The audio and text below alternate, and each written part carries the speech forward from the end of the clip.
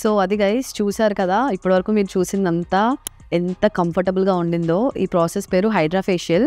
మీ అందరికీ తెలిసిందే, నేను ఎన్ని ట్రిప్స్ వెళ్తూ ఉంటాను, షూట్స్కి వెళ్తూ ఉంటాను.